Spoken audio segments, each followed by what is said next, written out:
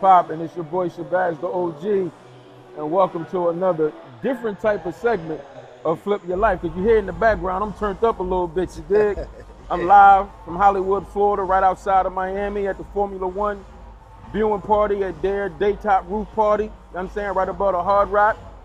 And it's, we catching a vibe right now, an F1 vibe. But in the meantime, while I let y'all, try to listen to the background and party as much as y'all can, you know what I mean? I got another special guest for y'all today. Somebody that's deeply embedded in the culture. A lot of y'all youngins, y'all seeing, blog sites and platforms and videos, and y'all thinking a lot of this stuff just started. Y'all don't really know about the engineering and the pioneering, that preceded a lot of the things that y'all seeing. As your mama used to tell you, you ain't doing nothing new under the sun. So without further ado, I'm gonna introduce y'all to the real DVD king, the real battle rap king, the battle rap engineer that really brought a lot of infamous battle raps to the culture, that a lot of y'all may or may not know about. But without further ado, let me introduce you to my brother, Spizak. It's yo, you know what I mean? What's good, you know what I mean? What's poppin', Playboy? Oh man, it feels good, man. Queens get the money. Queens get the money all day, every day. Let's Queens get that, get the what I money. mean? Solidify before we even start. Y'all already know how we give it up. You heard? You know what I mean? I'm here with the OG. Yeah, talk it Shabazz, out. what's up, man? Talk Thank it you out. for having me, man. No, listen. You know what I mean? Y'all, I always wanted to, come up and pay homage to be on this platform because, I respect We've the been gangster. talking about it. I respect the gangster. Listen. So, I gotta let that know before we even start, you know what I'm saying? I made it my business to come and holler and check in with the OG Shabazz, you heard? Listen, we've Straight been talking up. about it. We've been talking about it, but what I be liking is when things just come together organically. Nah, that's a fact. You know That's what I a mean? fact. We let things go their way they gonna go. Yo, listen. Run their course. Yo, we just moving in harmony out here in this universe. That's all. Here That's we all are. we doing. Everything that's That's meant to all be we gonna doing. be. It's gonna be. We just discussed that over lunch. Yeah, You know what I mean? that's a fact. I don't That's force a fact. nothing. I don't cry about nothing. Word. If it don't happen, it wasn't meant to be. Word. And if it's meant to be, it's gonna happen when it's supposed to. That's it. You know what I That's mean? it. So I definitely appreciate your time, man. Yeah, Driving up it's here to all hang love, out with man. me. Anything for the OG. You know what I mean? Word. That's all love. I told you the other day, man, this shit was long overdue, man. No You know question. what I'm saying? No question. We always, seeing each other in traffic, you know what I'm saying? Like, yo, I'm like, yo, OG, what's up? What you doing? Right. Yo, I gotta come pull up. He like, nah, yo, get at me. So we finally got the opportunity to have this conversation. So, you know what I'm saying? I'm excited, man. And Word. a conversation we gonna have. Yeah. You know what I mean? Yeah. Because it's ironic. Again, things happen the way they supposed to. Yeah. But this alignment couldn't have taken place, couldn't have flowed into a better space than now because of what we're witnessing in the culture. Right. You know what I'm saying? Right. Over the course of time, going all the way Yeah. back to the 80s, Yeah. when they was battling in the street with breakdancing and then you get into Graffitis and all that then type you get of into shit. the 80s battle raps with the with Boogie Down Productions and LL MC Cool Shan D and LL and you know what I Roxanne mean? Shante and UTFO and all. Word. Like battle rapping didn't just get started. Word. So let's go with when you started the Smack DVDs, because when you did Yeah. Smack DVDs, that's like 02. Yeah. 02, Yep. And Yep. it more or less started with interviews Yeah. and artists that's on the come up, artists that's popping. So tell us how you got started with Smack DVD. Word. Well, with the Smack DVD, I was just a fan of hip hop. Right. You know what I mean? I was in the crib back in the days, used to get all the DJ Cool, Ron Do, Doo-Wop, K Slate, Right. RP to K Slate, all the mixtapes that was on the streets, you know what I'm saying?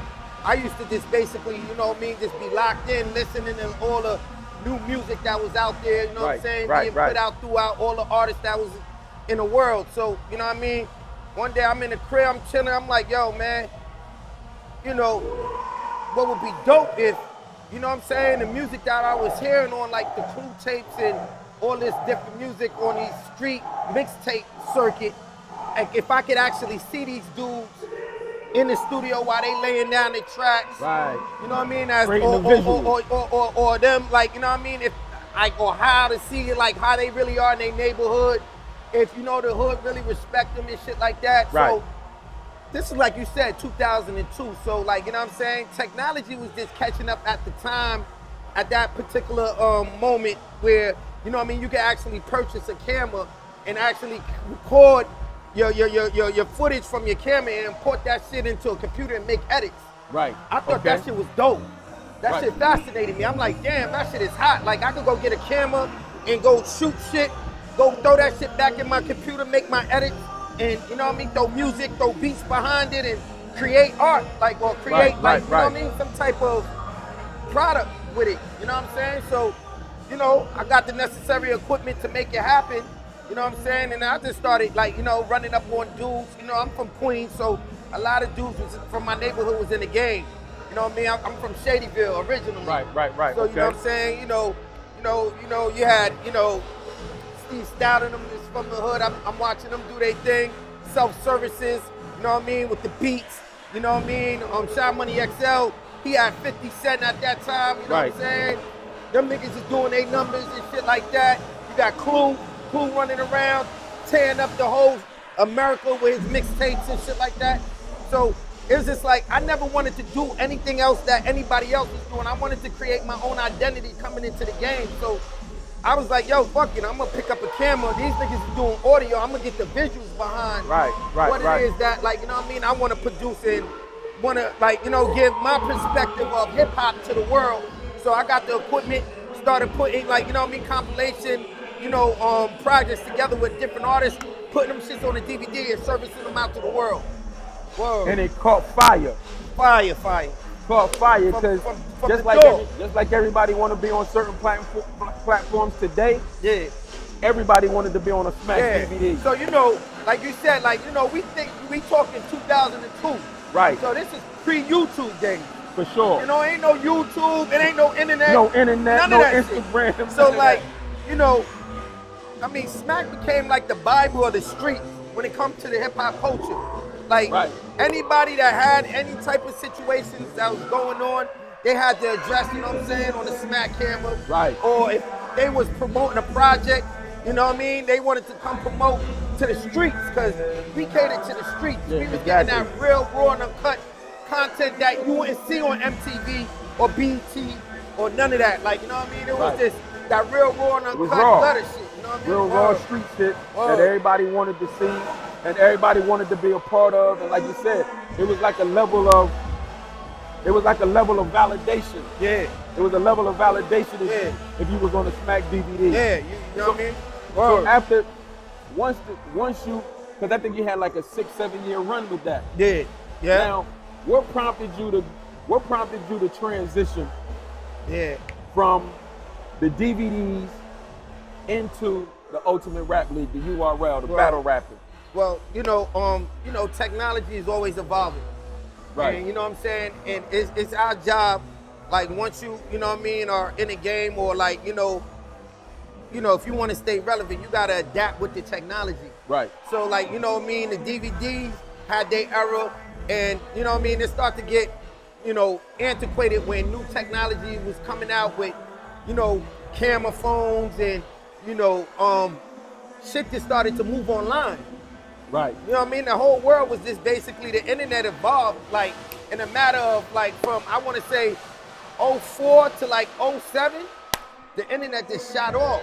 Now let me ask you, you said, you used an important word, evolve. Yeah. So before you go further, like your evolution, like your background, do you have a tech background? Like you a techie guy, you a computer guy? Yeah, I'm really not a techie guy, but like, you know what I'm saying? What I'm interested in producing or creating, I do my research and learn how to, like, you know what I mean, what it takes to actually get there. And I go lock in, like, I taught myself how to edit. I didn't never go to school to edit, like, you know what I'm saying? That's what I was getting at. Because I'm asking that question because a lot of people, when they catch a wave, right? Yeah. They catch a wave, they excel in that wave, they make a lot of money, they become popular.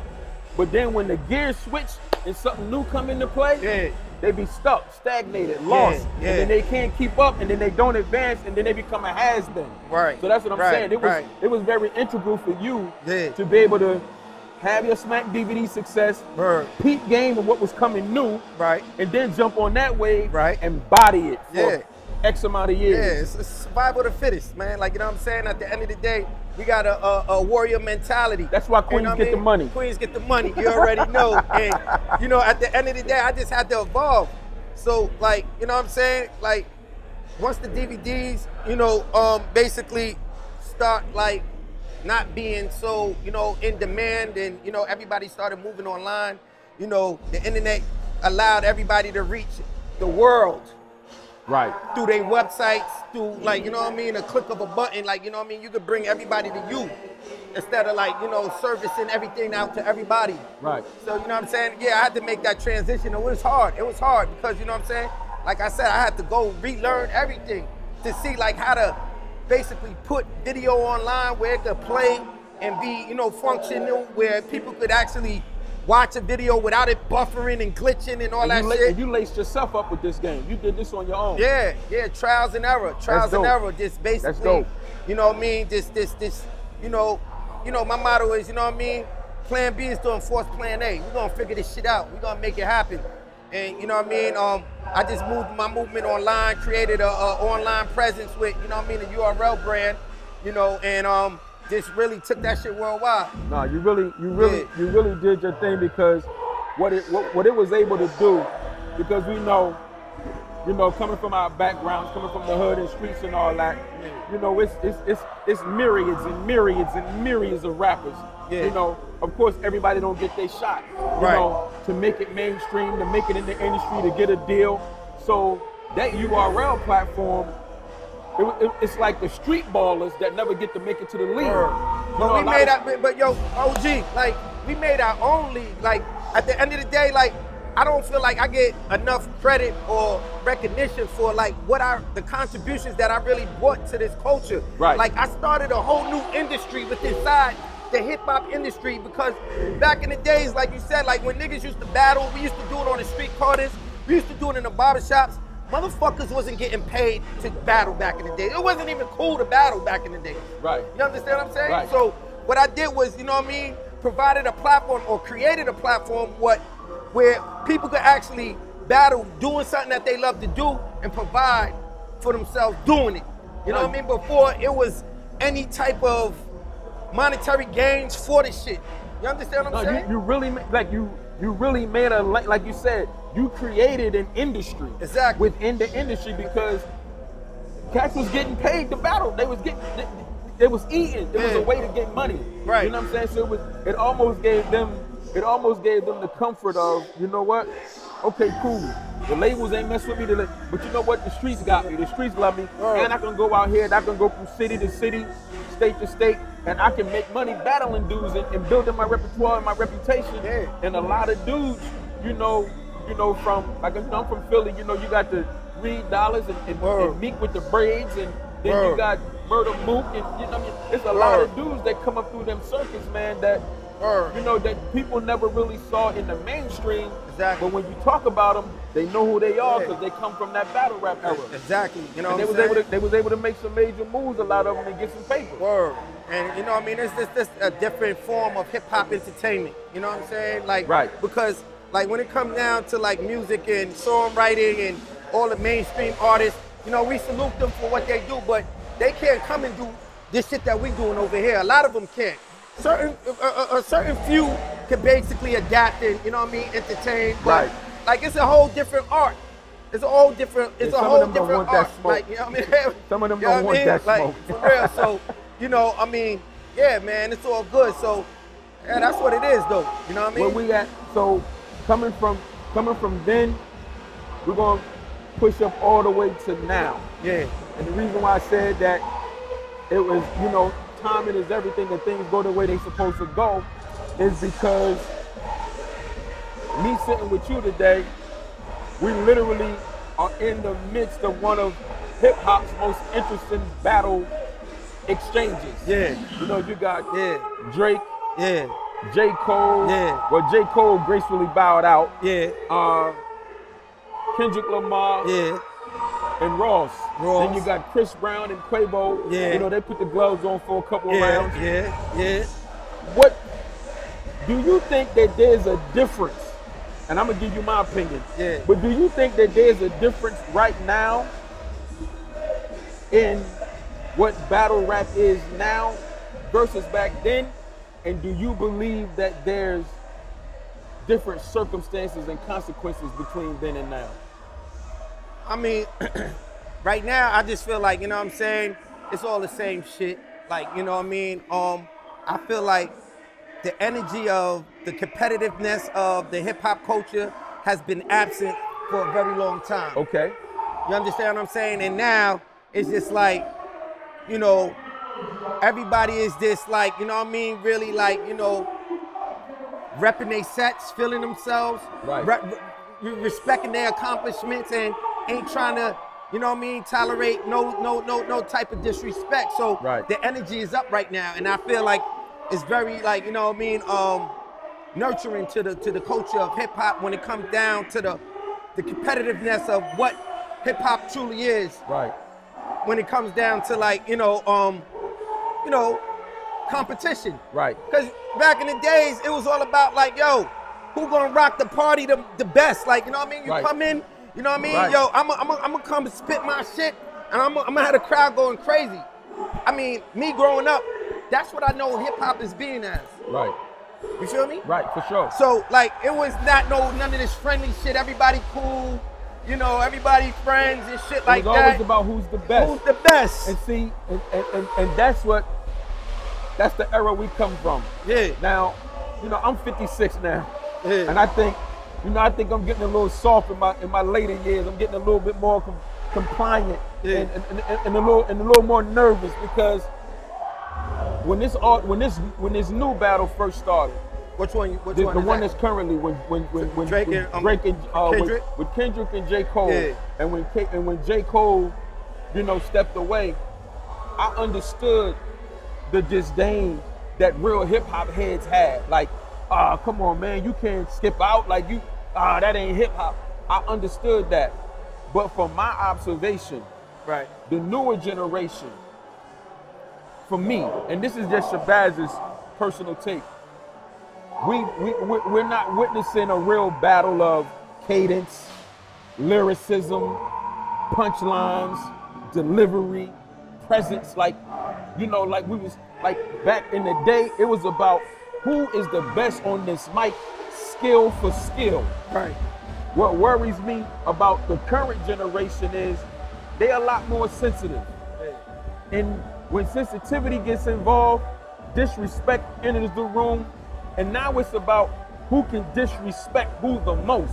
Yeah. Who can say the worst things about each other's personal business. How can I bring your mama into it? How can I bring your baby mama into it? What can I say about your kids? Right. So now for me, this is like, these are the things I really want to say about you in real life. Right. But I would never do that because it could be an issue. Right. So I'm gonna put it in these battle raps, and get it off that way. Right. But for me, that's still dangerous. Yeah. To me, that's still dangerous. So to me, it's like a double-edged sword. On one part of me is like, nah, it's just hip hop. Yeah. But the other part is like, it has potential to be dangerous because to me, it's a lot of line crossing. What you think? I mean, definitely. Like, I mean, at the end of the day, there's a lot of sensitivity when it comes down to, like, being, like, you know what I mean, involved in a rap battle, because, you know what I'm saying, your opponent is actually, you know what I mean, gonna say any and everything to get under your skin. Facts. You understand what I'm saying? Facts. Out to the public. Yeah. You know what I mean? So for you gotta public opinion. You gotta be able to, you know what I mean, have your emotions intact where you could, you know what I mean, look at it and, you know what I mean, rebuttal anything that, you know what I'm saying? You don't see, but let's go to URL. Yeah. You done seen people get smacked. Yeah. Right, smack? Yeah. You done seen people. I done seen people get snapped, ducked out, all type of shit. Because it get dangerous. It does. And this is what I'm. You know, and because, but like, not to take away nothing from what, you know, we do, but like, this is a sport. This is like the first hip hop sport. When I created the whole battle rap, you know, platform, I wanted to you know, create the first hip hop sport that like people could actually be entertained when it comes down to like, you know, artists performing their lyrics and lyricism. Like rap gladiators. Yeah, exactly. So like, you know what I mean? You know, the people in my culture, we understand that this is a sport. You understand what I'm saying? And we got that understanding of like, yo, this is what it is. I think it's our era that understands more that it's a sport than this newer generation. That's what bothers me. I don't think enough of them understand that it's a sport. And I said this, I had this conversation with one of my youngins. He like 32 when all of this stuff first started, and he was like, no, Baz, it's just, you know, these youngins know the difference between battle rapping and drill rapping. But the thing about it is, when certain elements enter it, that's when it gets away from the sport of it. Exactly. Because of the sensitivity. The sensitivity enters the room, and now you're dealing with more than just the sport. Right. And I think people around, you know, each individual or each individual camp have a responsibility to kind of try to keep the lid on it so it does remain a sport. Because we done seen the worst of the worst come out of this. And that's what I don't want to see. Right. Well, like, you know, I'm with you, and I feel the same way. You understand what I'm saying? Like, you know, I love the competitiveness that, like, you know, the culture and where things are at right now, as far as hip hop and the energy that, like, you know what I mean, is going on right now on a competitive level. But like, you know what I mean? I mean, as long as it remains and stays on wax, it's all love. Like, you know what I mean? This is all, we having fun with this shit. This is just like, yo, look, I feel like, you know what I mean, creatively, you know what I mean, you can't fuck with me, and you know what I mean, vice versa. Yeah, no, for sure. You understand what I'm saying? I don't want it to see it go left or no other street shit or outside of what, we ain't on that time. Everybody getting money out here, and we just doing this for the, you know, just to bring back, like, you know what I mean, the original feel of hip hop culture. Do you think now, because, you know, when people pick their sides, you know, you got the internet, you got fan bases. Do you think, like in the climate that we're in now, do you think, or any climate, do you think battles and battle rapping at this level, you know, can be career damaging or career ending for a lot of people? I mean, not really. Not really. Like, you know what I mean? Like, if you in tune to, like, you know, the URL movement, there's motherfuckers that get killed, like murdered, slaughtered in the ring. You know what I mean? You're only as good as your last song. You're only as good as your last battle. You understand what I'm saying? So if you live to fight another day, just come back at it. And, you know what I mean?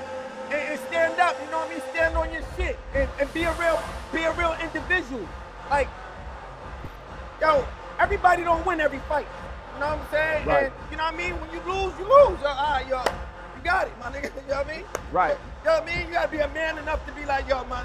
You know what I mean? Yo. I think we got a different kind of fan base these days. You know, we got this new thing they call cancel culture. Like, you can't. It's hard to lose. It's hard to lose at anything these days and come back from it, because it's like, you got washed. Now the people really don't like you no more. Like, like, granted, I don't know much about, like, Drake the person, right? I don't know much about Drake the person, but Drake the artist, Drake the artist been tearing the charts and the game up considerably for quite some time with some significant records. You understand what I'm saying? And I like the kid, you know, but I am literally watching this kid get destroyed in the public opinion. And I mean, a lot of other elements are getting, you know, added to it, but I'm like, outside of the who thinks who's washing, who's battling, I'm like, I'm asking myself, and I'm having conversations like, damn, is boy career in trouble right now? Like, the people just don't like him no more? Like, now all of a sudden his songs is whack? Like, now all of a sudden he's whack? Like it's a different time now. It's like nowadays, when if you get exposed or you lose at something or people say something about you, it's a great divide of people that's like, oh nah, I'm off you. Nah, I think a little different. I think that, like, you know what I'm saying, everybody is great at what they do. And we gotta appreciate everybody for what they do. people got different, you know, specialties within inside their ability to create art. You understand what I'm saying? Exactly, So, for sure. like, you know what I mean? Me, from my perspective, I appreciate people's different qualities that they have to bring to the world. You know what I mean? You know, you got one dude, song maker, you got a lyrical, you know what I mean, beast. Right. So it's just two different the styles of their you know, creative abilities is completely different. Right. You Yeah, understand man, what I'm because saying? it's definitely entertaining. Yeah. You know, Kendrick, lyrical beast. Yeah. You know, all the guys that are involved, Yeah. all the guys that are involved in this, you know, have their collective but separate contributions Right. to the culture. Right. And each one of them has done it in their own way Right. and been successful at it. From Quavo down to Drake, down to Ross, you know, Chris everybody Brown. involved. You know what I'm saying? Yeah. So it's definitely a competitive airspace right now. Yeah. But like we both said, as long as it But I stays don't think in nobody, the ring. but I don't think nobody's career gonna be damaged or nothing like that, because everybody gonna continue to do what they do. You understand? Right. After this, you understand what I'm saying? I mean, they all got, like you said, everybody got their own fan base. His fans Correct. might not fuck with his fans might not fuck with his fans, but like, I just appreciate, you know, the courage of all of the people that's involved. To, like, you know what I mean, put their pens to the test, and you know what I'm saying, Right. just really, like, you know, participate in, you know what I mean, a battle royal. It's a battle royal So going that's on what it is now, right you now. know Every what I'm man, saying? every man for So, himself right I now. appreciate everybody that's involved in, like, you know what I mean, at the end of the day, I think it's just good for the culture of hip hop as far as the competition and competitiveness of the culture. So, you know what I mean? After this, we get back to regularly scheduled programming and everybody do what they do, man. You know Yeah, what I I'm mean, saying? you know, again, that's the ultimate desire. Yeah. You know what I mean? Everybody Yeah. keep it cool. Yeah. You know, like you said, you got your fans, Yeah. he got his fans, Yeah. and everybody keep it in that, you know, Yeah. in that perspective, because, you know, we're watching a lot go on right now. Yeah. You know, everybody talk about, you know, 2024 is the year of exposure. So Right. now you got battle rapping, you got, you know, one artist exposing another artist, you know, most intricate secrets and lifestyles and details. Right. But then, you know, you're looking over into, you know, other people's real lifestyles. We see a lot of celebrities going through things, you know, from, you know, where R. Kelly already went down, Right. you know, and now we're seeing a lot of things going on with Puff. Right, You know what I'm saying? And it's a great division, Right. you know, in the culture because of what people think, what people believe, you know, versus what's fact, Yeah. what's been proven. So what I'm witnessing is the way our culture has been built and by the people that it's been built by, you know, now it could be the slightest thing Right. that can just disrupt a whole career. Right. You know, like I said, just using Puff's situation as an example, you know, we don't have facts, we don't have evidence, we don't have a courtroom, we don't have anything proven. But Right. when you look at our culture, it's tremendously divided. Right. It's divided by people who saying, hey, wait a minute, hold on, I hear what's being said, but damn, this is one of our greats we talking about. Right. Can we at least wait for the proof to come out? Can we at least wait? Right. And people like, no, y'all know he did that. You know he did it. You know it's true. And it's like, but how can we do that when you have some people who really believe that what I believe and Right. why I believe it is true? I don't need to, I heard it enough times Right. for it to be true. Do you think like this is dividing us as a culture and as a people from a moral perspective? Yeah, I just think that, like, you know, I think social media got a major part to play in this shit because, you know what I'm saying, they allow everybody to have a fucking opinion that don't even deserve to have an opinion. You understand what I'm saying? That's At a the end of big the day, fact. and they can express their opinion to the world, and you know what I mean, shit be catching fire and go out. You know what I mean? But at the end of the day, it's just like, you know, motherfuckers be feeling type of ways about people and just wait till, like, you know what I mean, they have the opportunity to basically finally, like, try to kick a motherfucker when, you know what I'm saying, and wait they for that going through moment. shit. So, you know, that's what we experiencing right now, just like from my perspective. Right. And you know what I mean? You're gonna have that no matter what you do. I'm pretty sure you got dudes like that. I got people like that that's waiting because we successful. You know what I'm saying? So with success comes hate. You understand what I'm saying? And you know what? I think for me, outside of the fact that Puff is family, that's my man. Yeah. Outside of that, for me, as a Muslim, I have a problem with not having facts. That's just part of my belief. Right. But as a man, I'm the same way. Because I know what it feels like for somebody to go on the internet and really try to defame you with something that's completely false. Right. And I'm not alluding to what's true or false about Puff. Right. I'm saying just for me, I'm a facts man. Right. And if you're not speaking facts, I don't believe you should speak until you have those facts. Because I personally know what that feels like. Because I've had dudes, like you said, people be waiting for their opportunity. Right. And I've had clowns on the internet, you know, 2 to be exact, that have said completely untrue, false things about me to try to gather people on their side. But luckily, you know, my reputation preceded the accusation. Right. So, you know, that's as we talk about battle rapping. The real's always gonna prevail. You know what I'm saying? Well, we're gonna have the biggest challenges. Like I just put up a post on my page a couple of days ago about that little Boosie put up that was talking about when you a real one, when you a real dude, you have to be prepared for people not to want to be around you, not to want to provide you with opportunity. You know, you have to be able to stand on your own and by yourself sometime because everybody don't want realness around them. I've been standing on my own for a very long time, OG.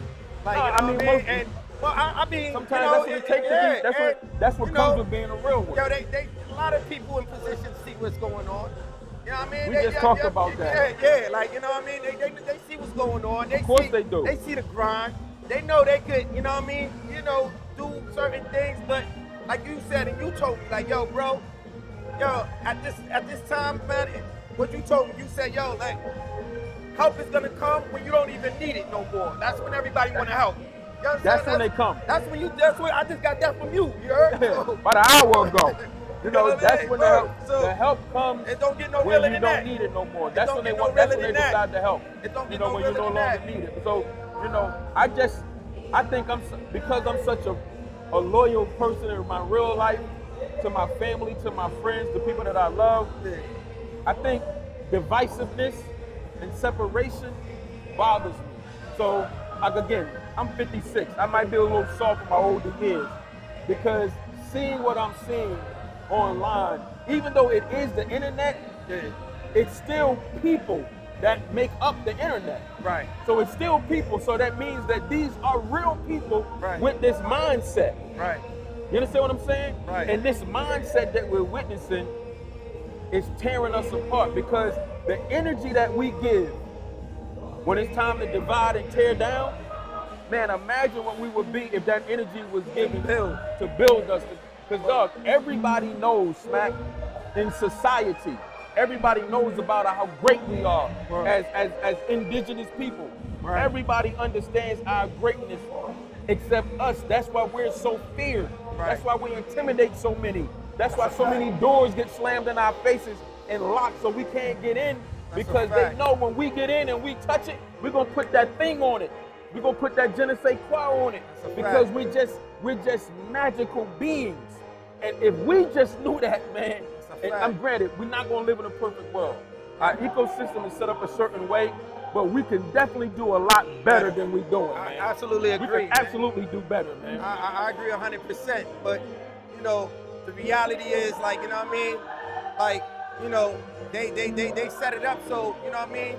We don't unify. Right. You understand what I'm saying? Right. Like, they throw little shit out there, give people more money than certain people to, you know what I mean? Like, this shit is designed to keep us divided. You understand? In a lot of ways. In a lot of ways. We gotta be, as black people, we gotta see that and be like, yo, nah, this ain't it. You know what I mean? We gotta build back up to becoming, like, you know what I mean, one society. Because it's been going on long enough And a lot of us have lived long enough to identify the enemy and identify the game and identify the agenda. So a lot of excuses that we may have had years ago, we don't have the luxury of those excuses no more. You know what I'm saying? So again, it's not going to be a perfect world, but it is upon us to be better than we have been and be better than we are, man. That's a responsibility on us all. And that's really what I try to do, you know, with this platform of mine. You know, I'm very meticulous and very careful about my guests that I handpick, because whoever sitting next to me or across from me when I'm having these conversations, they have to be cut from a certain cloth, man. We're not going to talk we're not going to do no foolishness. We're not going to do no slander. We're not going to do no gossiping. We're going to have a good time. We're going to laugh. We're going to talk our talk. You understand me? Man. But we're going to always leave our culture, you know, and our fan bases and our platforms with something beneficial, you know, when these cameras go off. You get what I'm saying? As a matter of fact, because, you know, again, we up here, we're Formula One, you know, date party. My man DJ Irie out there doing his thing. You know, it's a lot of ladies around. It's a whole vibe. So I ain't even gonna take up a whole lot more of your time. I got a question. Actually, a couple questions that I wanna. So I have this a whole separate entity that I have called the OG Society. And it's gonna be a private access, VIP access to certain conversations and certain contents. So you actually gonna be the first person, you know, that's in that lineup. So what we're doing is it's geared towards helping people in the culture and giving them game and guidance, and even our young artists and entertainers that's coming into the world of music, acting, and so on and so forth.